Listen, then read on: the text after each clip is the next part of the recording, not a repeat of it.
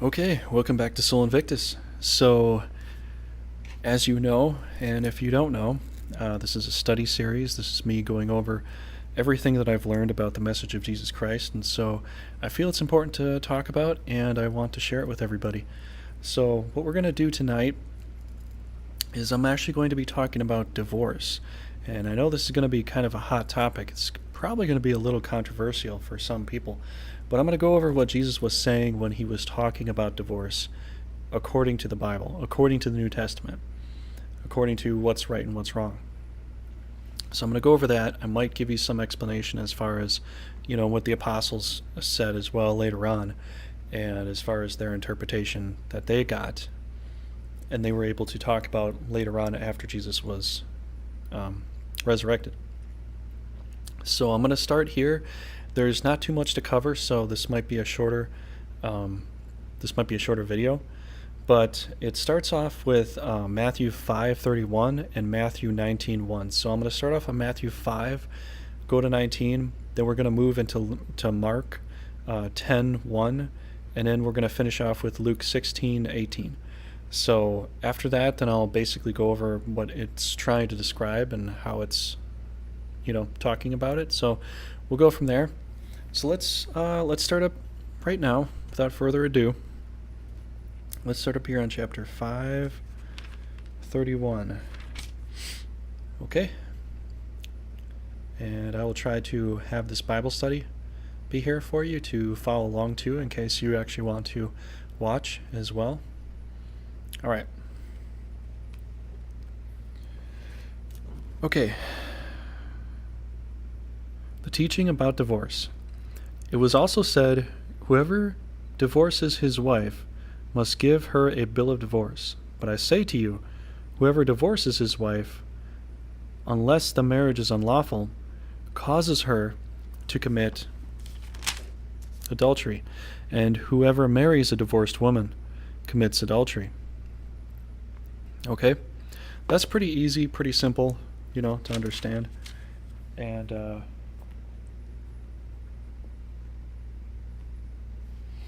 so this basically comes from before the part, the teaching of adultery, where it's better to, lose a limb than be cast into Gehenna.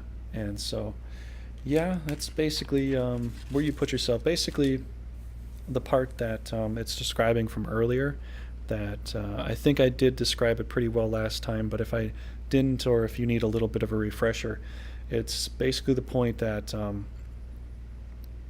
if you have a situation where you could put yourself within temptation, there's a very loose woman and you're married, and you could be this loose woman's friend to a degree that's not really helping.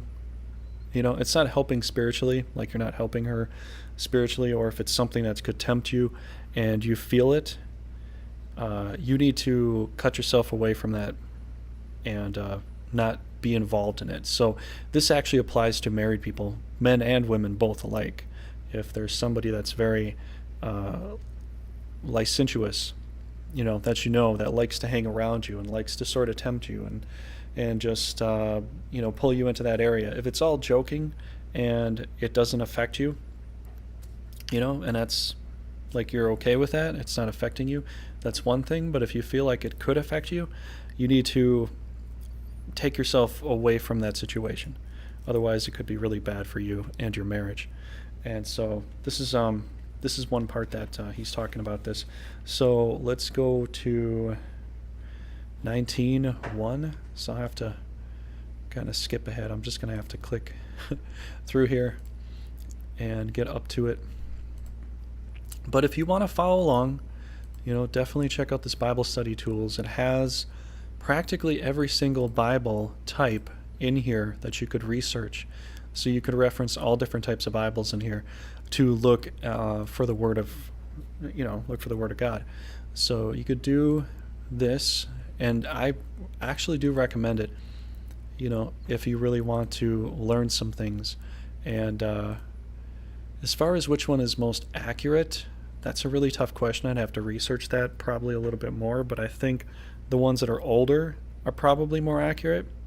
I mean, That's what kind of makes sense to me. The older the script is, the more accurate it's going to be according to what the people are trying to say. Newer interpretations might be interpreted in a newer style of interpretation. It could be interpreted like if somebody said something long ago and they meant it as a spiritual thing, but now when people look at it, they don't understand it in a spiritual context. They take it literally and they take it out of context because of how we wish to interpret things now. The point is, when you write a story or you write a book or you write a manuscript about something, it's going to be interpreted the way you try to explain it for the people of your generation. People of following generations may not understand it quite as well because they're trying to look at things from their perspective, not trying to look into the past and see how it was supposed to be described in a past perspective. That's very difficult, and that's not something a lot of people think about. So that's one thing I felt like I should probably say as sort of a word of caution, because you're going to see a lot of people make this mistake, and it is kind of a mistake here. So I just, I kind of have to say that as a disclaimer, because there's a lot of people out there that will look at all these texts and look at the way things are said and take them so far out of context that it's unimaginable and insane, and put too many things together that don't make sense. They don't know how to correlate, different pieces of information together quite as well. So that's why I feel like doing this, because you're really not going to see a lot of people do this. A lot of people are going to go crazy with certain things and, go fanatical and lead you down such a path that you might not be able to come back too readily. So I'm trying to help you out, and I hope this is something that you enjoy, but this can be difficult for a lot of people, and I do understand. But let's go ahead. So Matthew 19 is marriage and divorce. When Jesus... Okay, so this is really important here because... And the reason this is really important is because this is where most of this context of this statement comes from. Is, should you just randomly divorce somebody just because you're bored? That's mostly what's going on here in the Old Testament, or not the Old Testament, but in the New Testament. The Jews at the time were sort of, I don't really want to be married to this woman. She's not pleasing me much anymore. Can I get a divorce? I'll find a new one. It's sort of like going to a car dealership and trading up. And I'm sorry it sounds like that, but this is basically the way they presented this to Jesus at the time. And so this is how they were kind of treating women at the time as well. And I'm sorry, but the way this looks, it looks exactly like this. They're sort of trading up for a younger model or whatever. It was mostly because of how things were sexually in the bedroom. That's like the only disclaimer I'm going to go and say. But let's start up here. And I'm sorry that sounds horrible. I don't mean it to be, but the way that they describe this to Jesus is kind of what he's upset about and why he's trying to refute them. So let's start here. So when Jesus finished these words, he left Galilee and went to the district of Judea across the Jordan. Great crowds followed him, and he cured them there. Some Pharisees approached him and tested him, saying, "Is it lawful for a man to divorce his wife for any cause whatsoever?" Now, before I go on, this is basically the point. Can I just divorce just because I want to? It's any cause. It's not a legitimate cause. It's any cause. This is what they're trying to get at. This is what they're trying to say. So he says, in reply, "Have you not read that from the beginning the Creator made them male and female, and said, 'For this reason a man shall leave his father and mother and be joined to his wife, and the two shall become one. So they are no longer two, but one flesh.' Therefore, what God has joined together, no human being must separate."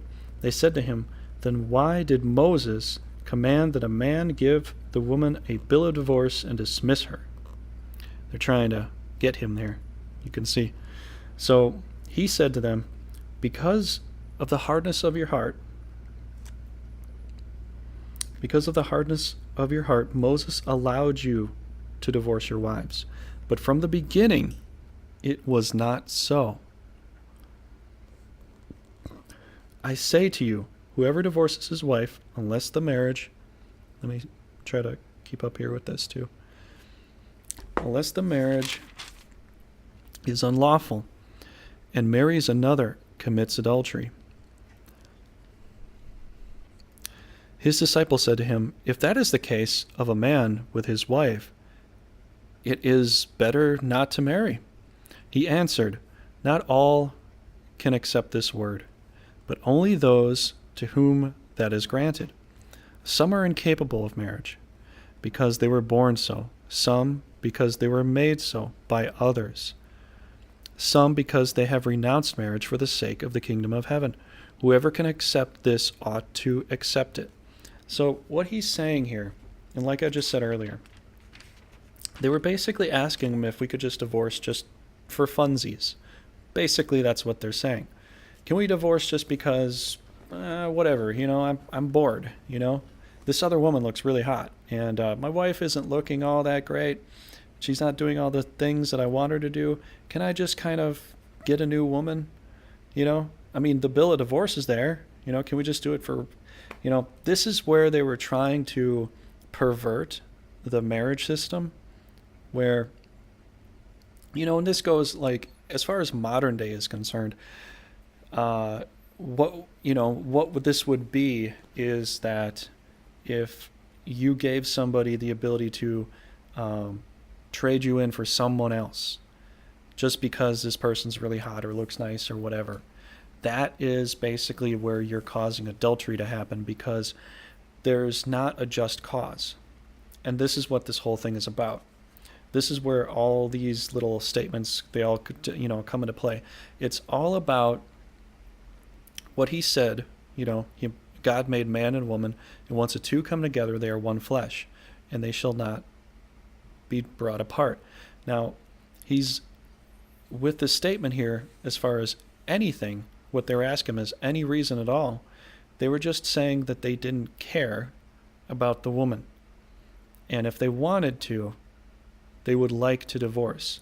And when Jesus is saying he allowed it because of the hardness of your hearts, he was allowing it because people were so not good inside. They weren't full. They were perverted inside. And they just wanted to have sex with whoever, really. That's why when later on Jesus says, some people were made not to be married. Some people were made by others that they couldn't marry. And then some people choose not to be married. There are different stations in life, and you can choose not to be married. If you don't have the feelings of that, you can choose not to. So I'm sorry I'm going a little far forward here. I think I wanted to save all this to the end, but just so that I could talk about this right after this was said, so it's fresh in my mind and as yours as well. So we'll move on to Mark 10.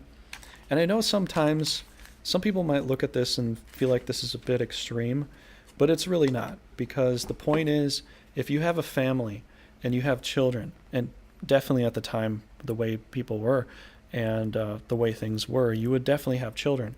But if you decide to trade in your wife anytime, the child doesn't know who to look up to. You're playing family roulette or something like that. The child doesn't know who to look up to. It looks up to a father that just lusts after women. It sort of brings a child up to be, lustful of any person as well. It doesn't make a good family. It makes a broken family. And this is what Jesus was trying to say, what is wrong with the world at the time. And still, even with this world too. You can see with a lot of television shows, they're trying to basically say, with the government and the corporations that are, involved, I don't know if it's specifically the government, but they do put it on television.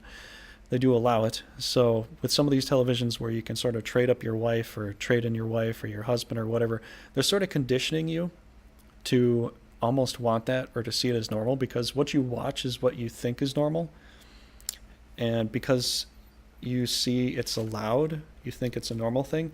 But the fact is, you can look at Rome before it fell and you can see how crazy it got before Rome collapsed. And it looks like we're starting down that road. So I'd have to caution you against some of these things, because if Rome fell because of most of what's going on with this, we can as well. It's things from the past will resurge and redo themselves all over again. But anyways, let's go to Mark 10.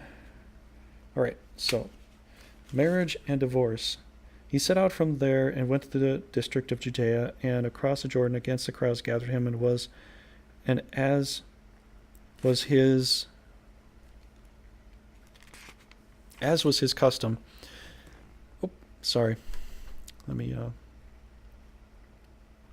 put this one up here. Okay, I think I have the right page here. Yeah, one. All right, well, let me start over, just so I'm not too messed up here.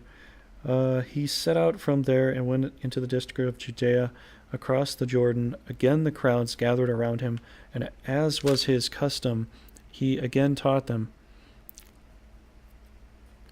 The Pharisees approached and asked, "Is it lawful for a husband to divorce his wife?" They were testing him. He said to them in reply, "What did Moses command you?" They replied, "Moses permitted him to write a bill of divorce and dismiss her." But Jesus told them, "Because of the hardness of your hearts, he wrote you this commandment. But from the beginning of creation, God made them male and female. For this reason, a man shall leave his father and mother and be joined to his wife, and the two shall become flesh. So they are no longer two, but one flesh. Therefore, what God has joined together, no human must separate." In the house, the disciples again questioned him about this. He said to them, "Whoever divorces his wife and marries another commits adultery against her. And if she divorces her husband and marries another, she commits adultery." Okay, so this is also the same thing. But the other one in Matthew is more descriptive as far as what's going on here. So with Matthew, it's still pretty much the same deal. This is the same story, just is not as detail orientated as Matthew, because this person didn't remember as many details to write down. That's basically what goes on when you've got a bunch of people remembering what you've said and they haven't written anything down for 50 plus years, but they've orally taught it. Maybe they didn't have the option to write things down because they weren't literate. So this is kind of what goes on. But either way, it's still the same story. It's basically what Jesus is talking about. That was Mark 10. We can go on to Luke now. And boom. This should do it. Yep, Luke 16:8. So get to that. All right, so it's right about here in the middle. Let me put it towards the top. All right. Let me get there in my Bible here. Was it 16:8? No, 16:18. Sorry. Yeah, 16:18. A little dyslexic today, but I'll get through. Okay.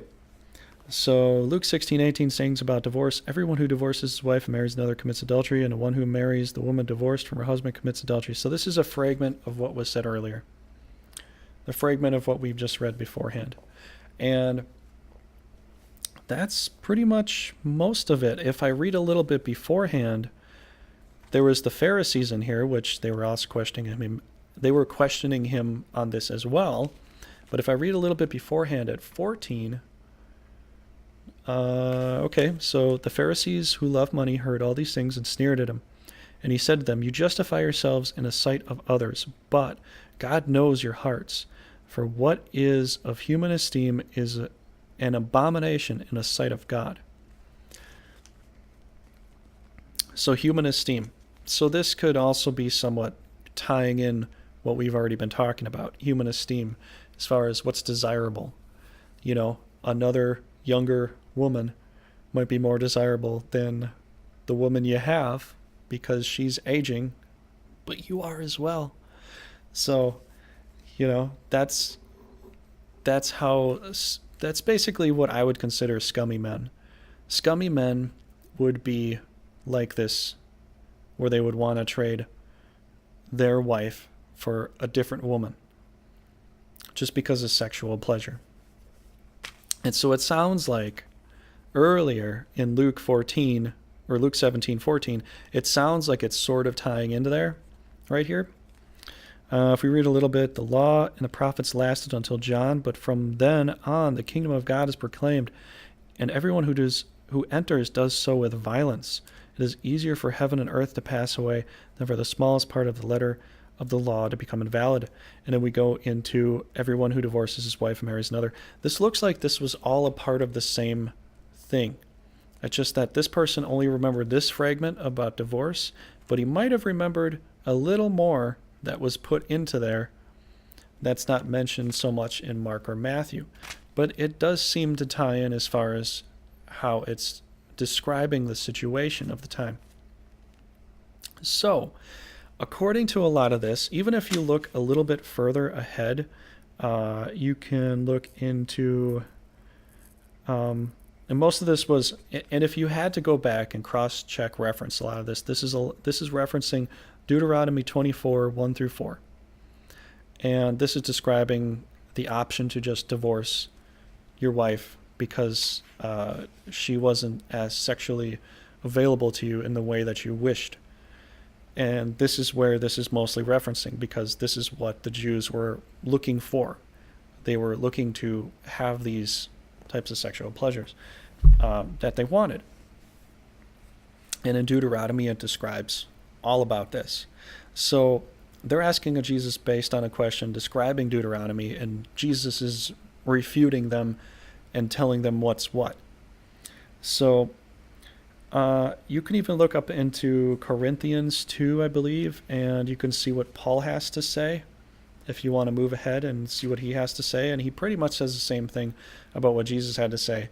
You know, if you fall into the desires of, wanting a woman, maybe you should be, married. But the point about a lot of this, and some people try to argue this, it's said in here at a lot of different times, if it's unlawful, if the marriage was unlawful, then the divorce would come into play.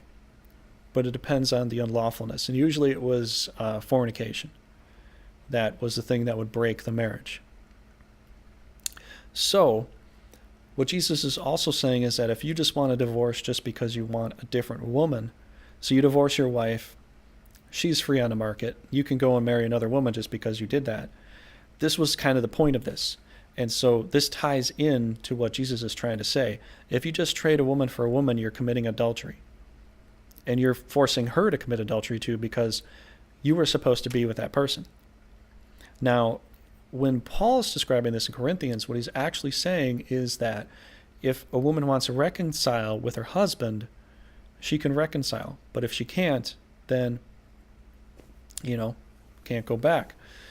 But, that's basically what most of this is saying. So a lot of people are really confused about divorce. And there was some time that I was as well, because this takes a lot of time and effort to put a lot of this together, because as much as you think there is something written about it, it's not described in super detail. It's only described in a way that correlates to that time frame of 2,000 years ago. It's 2018 right now, so 2,000 years ago. And I don't know if the time is perfectly accurate as far as how they described it, but this really correlates to the fact that if you just want to find, and this really just states Jesus' point, if you just want to find another woman because you're bored with your current partner, but you've made a marriage proposal to them and you are with them, if you divorce them just for funsies, you are committing adultery. I'm sorry I'm using the word funsies. I don't know what other word to use right now. I know I've heard it a lot. And if you just want a divorce just for the sake of it, you don't have any real legitimate, answer to it. Like, the person hasn't been constantly cheating on you, constantly breaking apart the family, doing things to break you down or break the children down to some degree. If there's not any kind of serious abuse, neglect, that sort of thing. That would negate a valid marriage. And fornication would also negate a valid marriage too, according to what Jesus is talking about. But if you just want a divorce for the fun of it, that's wrong. And that's where you come into the sin, where it's not just you sinning, you're causing someone else to sin too. It's just like when Jesus said, earlier, if you cause one of these little ones to sin, it's better for you to have a millstone tied around your neck and to be thrown in the ocean. Because if you cause other people to harm other people, if you cause that, you are liable because of what's happened, where you've pushed them with your influence. You've caused them to go down a wrong path. So as far as this is concerned, and what Jesus mostly had to say was about repentance and forgiveness. So if something like this were to happen, and let's just say, for example, you were a part of it, you'd have to go and reconcile with the person that you caused the wrong to. It doesn't matter if they accept you back or not.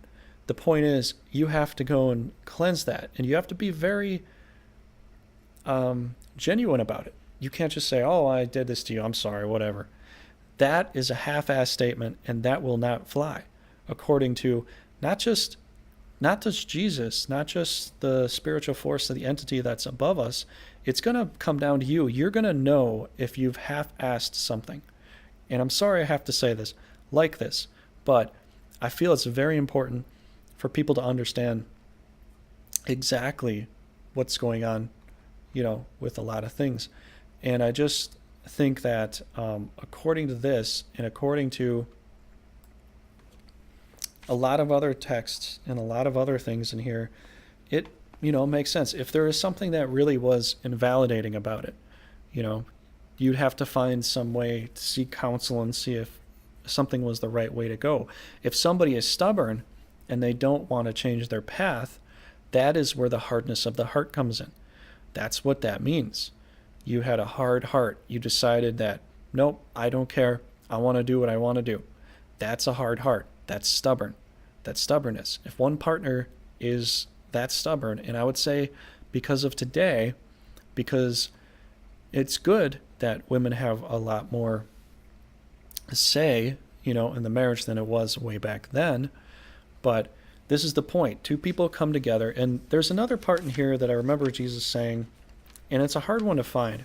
But Jesus says to basically, be with the person of your youth, And what that really means is the person that is, like, if you're looking for somebody, and Paul says this later on, don't go actually actively looking for somebody.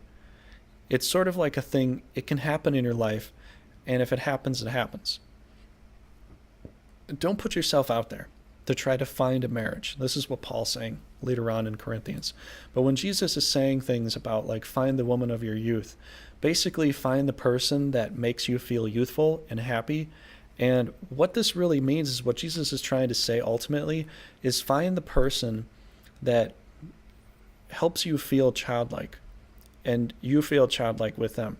You have a happiness about you. You have a true friendship, a true, perfect, best friendship type style within yourselves. Now, some people listening to this might not have this to a full degree, but as you've been married for a while, you grow more and more in love with the other person because you understand them more. Now, I know that some people might look at this and go, well, maybe you have it, maybe you don't. But as you grow in life, you grow spiritually as well. Now, a lot of people will say most people don't, but actually a lot of people do. They may not be on the right track, but everybody is always trying to grow spiritually. When you're a child, you look to your parents to do most things for you. But then when you grow up, you have to leave the nest and start to grow for yourself. And as you grow for yourself, you learn a lot of things along the way. Now, if you're able to put yourself on a good path, you'll start to push out in a good way. And according to a lot of this, and what Jesus is trying to say is be with the person that is of like your childlike youth, like someone that you really have a very high enjoyment with. And it's not just like the sexual thing. The Jews that were asking him about the pervertedness of the sexual acts as to what they wanted. What Jesus is trying to say is the friendship aspect. So they're asking him for a bit more of the kinky stuff to see if they can just divorce just because of that. Whereas Jesus is trying to say, that's not the point. That is not the point. And as you read more of this, you can read through the whole New Testament too, and you're going to see a lot of instances where Jesus is trying to help you, grow in a good and spiritual way, and that you can change your ways, you can make things better. And even if you had a divorce that was a lawful divorce, where it was not something that was set in stone for you. There was a lot of different factors that didn't add in, and it was just something that there was no reconciliation. Nobody can reconcile. There was a lot of bad things that were happening, or it's just somebody was stubborn. It really just comes down to whether you feel that might be something on the table for you or not. If you feel that you're making good and you're doing fine on your own, don't think about it. Just live a single life if that's the thing that helps you, if it helps you grow. And there's, even at the end there, Jesus was saying, when he said, if it helps you to focus on the kingdom of heaven instead of focusing on a marriage partner, maybe that's what you need. Maybe because later on Paul will talk about this in Corinthians, he'll say that if you don't focus on worrying about whether you're married or not, and you just live a single life, you can focus on what's higher above. But if you have a wife, and he was describing this to a mostly male society that was in control, and so you can turn this around and use this in reverse, for female to male. But if you have a husband or wife, I'm going to term it like that. If you have a husband or wife, you have to focus on God and the worldly goods as well to please the other partner. So you have to divide yourself somewhat in order to accomplish both goals. And so it makes it a little more difficult in some perspective. Now, a family couple that's together, that's, both striving for the holiness in their life so that they can, obtain heaven, they're going to have an easier time. But for the most part, as far as whether you should go back or not, it's really a personal spiritual call you need to make for yourself. If you think also that you were maybe in a bad marriage, things weren't all that good for you, maybe you need to literally take some time away, maybe some years, maybe like 2 years, maybe 4 years, maybe 5 years. Maybe you need to take some time away from the dating scene and really think about your life. Think about yourself. First and foremost, you need to focus on yourself as far as what can you do, and, as far as the considering everything goes, you have to really look at yourself. Can you be someone that can do this? Or, is this something you really feel, compelled to? And the compulsion of feeling towards that might literally drive you into finding the right person still. But if you feel like you can't think, you can't focus, you can't do anything because of being involved in a marriage or something like that, then maybe you might feel better alone.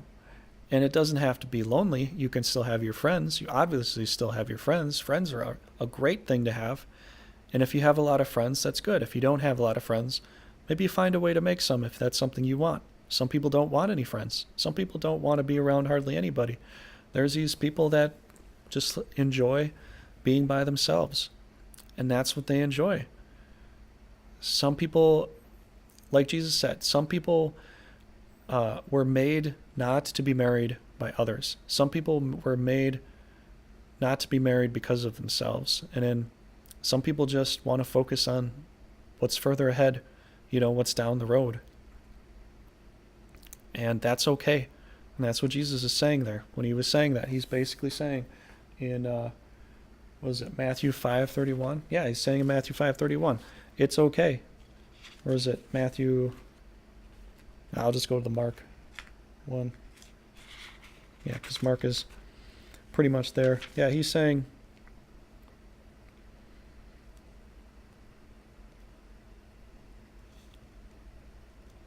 well, it's not Mark. Sorry, it's Matthew. But anyways, he's basically saying that if you choose not to be married and you want to focus on better things other than that don't have to involve marriage, you feel like you can't focus on a marriage, that's okay. That's fine.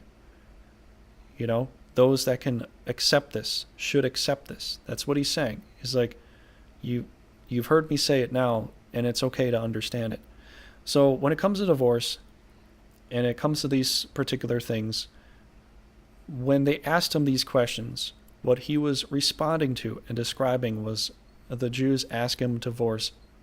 The Jews were asking him to divorce based upon any reason at all. They did not ask him, can we divorce, because this is unlawful in this situation, that situation. They asked him for any reason at all, which clarifies a lot. It clarifies so much. And so I wrote down a couple notes here. Marriage is about the youthful experience of friendship between two people of opposite sex. And divorce is not permitted because you desire to marry another. It's not, and that was what they were asking. Can we divorce just because we want to marry somebody else? We want to trade up? No, that's wrong. It was described as porneia, which is porn, infidelity. And I also had a few other things that I'll just say, and then I'll close this up. But so if I were to describe this to help you understand a little bit more, if somebody were to ask you, can I have money from you to, I can't even read my own writing for right now. I don't know why. If I could I have money from you to maybe play a game? Could I have money from you to go driving? But if somebody asks you, can I have money for any reason? It might make you say no, because the any reason could be anything really at all. It's basically giving a person free rein to do whatever they want to in any way. This is suspicious. And so the point is, it could be good, it could be bad. And so this is the point of contention. This is the point of contention here as far as what is allowed and what's not allowed. So when Jesus is describing this, this is what he is going based upon, what they're asking him, and what he's trying to say. So I'll leave some other links too below that describe a lot of what I'm understanding about this and what seems to make, well, pretty much sense as far as the description of this. And this is something I wanted to take some time to cover. I'm sorry, this probably is a little bit longer than what I said it would be, but it's a pretty big topic because it's something that it's kind of a hot topic, because it's something a lot of people wonder about, because when it comes to commitments and things like that, a lot of people try comparing it to jobs, but it's not really a job. It's about you being there for the other person that you said you'd be there for. That's why when people ask him about oaths, he's like, don't make the oaths. Just have your yes be yes and your no be no. Just say what you mean. Say what's on your mind. Say what you mean. Be honest about it. You don't have to make like this big elaborate thing that this is absolutely the truth over here, but everything else can be a lie. That basically creates a society where most of the society is lies, and only the people making the oaths are telling the truth. This is why that's a part of the problem. But I'm kind of delineating here off topic a little bit, so I think I described this pretty well. If I left anything out, or you think I should include something, or you want to have a conversation about this, please leave me some comments down below. I know this is a new channel, I'm coming from my other channel to put it here so it doesn't get forced into, you know, gaming material, which it's not. And I just feel like this is an important thing to have for people to see and understand, because I don't see anybody really doing this. I mean, you might say some people say this and do this, but nobody really goes into super detail as far as putting this all together. And nobody really tries to help you without it being something of a serious personal gain. I mean, I do the gaming thing. I have a donation for that. I mean, if people wanted to donate, that's fine. But I'm not going to go begging for that. I'm just going to do this for free. And I'm going to keep going on with the Bible until I finish. And I might do maybe the New Testament and stuff, but then I'll just still, bring you some videos of my own personal understanding of a lot of this. And I think I'll go from there at that point. But I'm just going to do this just on my own time. And so I hope you enjoyed. If you do, leave a like. And like I said, if you want to have a conversation about something, please leave it down below. And we can have a civil conversation. We can have a, conversation about something. So I hope you have a great night, and go with God. And I will talk to you later.